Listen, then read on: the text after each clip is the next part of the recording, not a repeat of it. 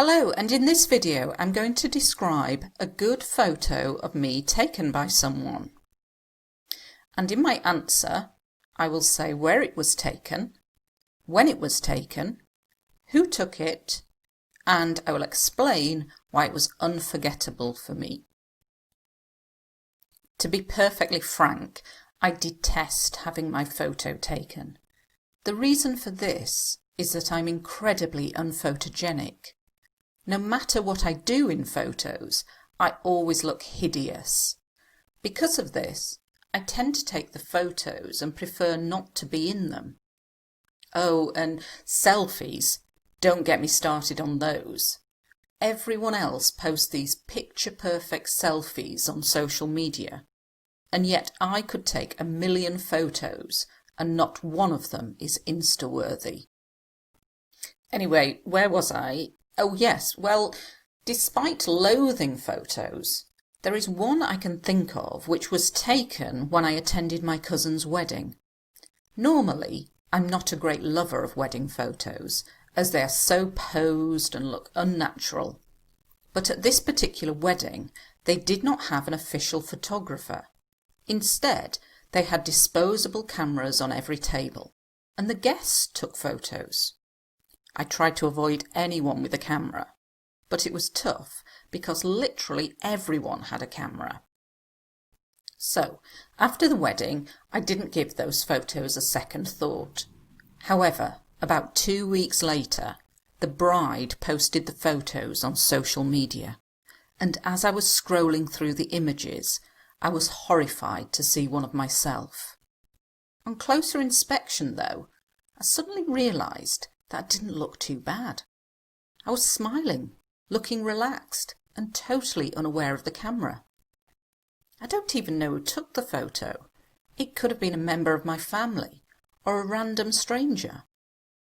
That day was so special because it was my favourite cousin who was getting married, and for once I actually have a memento of that day. When I look at the photo, I can remember the happiness that I was feeling at the time. So it's something I'll treasure forever. Okay, so let's have a look at some of the language that has been used in this model answer about photos. To be perfectly frank, this means honestly, and it's just another way of saying it. Now, I talk about this a lot in the videos. You need to have different ways of saying likes and dislikes because a lot of your answers are going to include this kind of language. Detest is very strong and it means you really hate something, and it's followed by an ing verb. So I detest swimming, I detest cooking, I detest going shopping. So here we've got the ing verb, and when somebody's doing something to you, such as taking a photo or cutting your hair, we say having my photo taken. So here you have the past participle at the end. Having my hair cut. Unphotogenic, this is a great word for this topic, and it describes a person who does not look good in photos.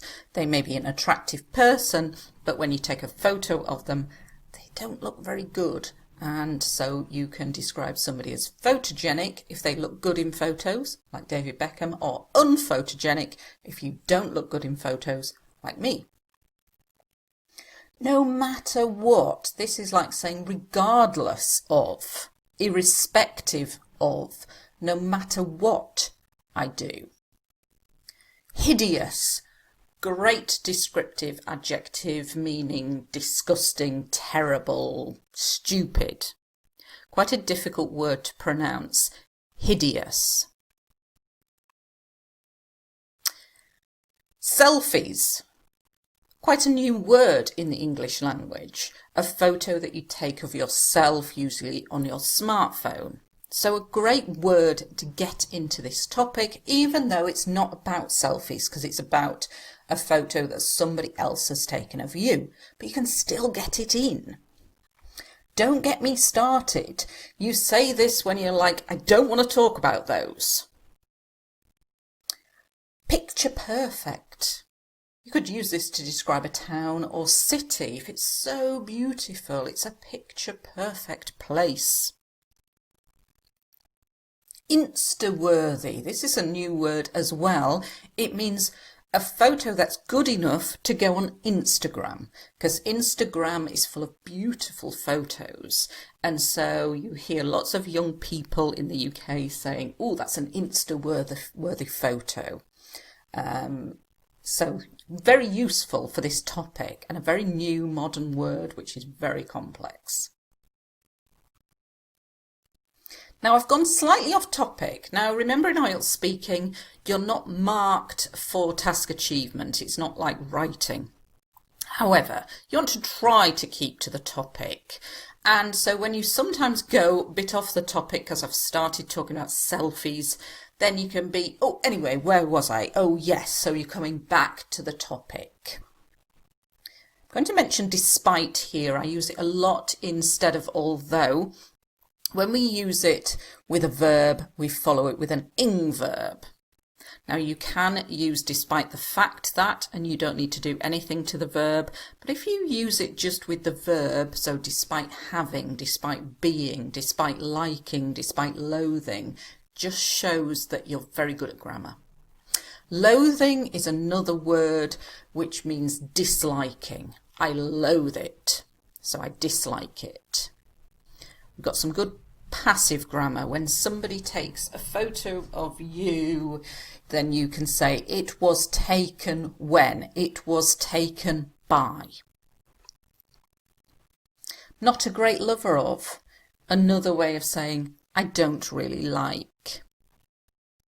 Now when we have photographs taken, often people pose for them, and this means to stand still and smile. To pose, to be in a particular position. But if something is posed, I'm saying I don't like it. It looks unnatural, that people are standing still and smiling. Disposable cameras. These are the little cameras that have a film in. You take the pictures, take them to a shop to get developed, and then the camera is thrown away. It's disposable. Useful little word, tough. It means tricky, difficult. Literally everyone. It's like saying almost everyone. So this sentence here, I didn't give those photos a second thought. When you use this as a negative, to not give something a second thought, it means to not think about it. The bride, this is the woman getting married. Here we've got some very good past continuous. IELTS examiners love past continuous because it's not used by many people. If you know it, get it in there. I was scrolling through the images. This is what you do on your phone to scroll when you're moving up and down on a website or on a social media site. I was horrified. Strong word, great word, shocked, disgusted, really not happy can be used in writing as well. On closer inspection, this is when you look at something more closely. Totally unaware of, that means you don't see it, you don't take notice of something. A random stranger. This is just a stranger, a person you don't know. A memento. This is a good word. It's a bit like a souvenir, a memory of that day, something to remind me of that day. A memento. And if you treasure something, and if you treasure it forever, it means it has a special place in your heart. It's very important to you, so you'll treasure it forever. Thank you for watching.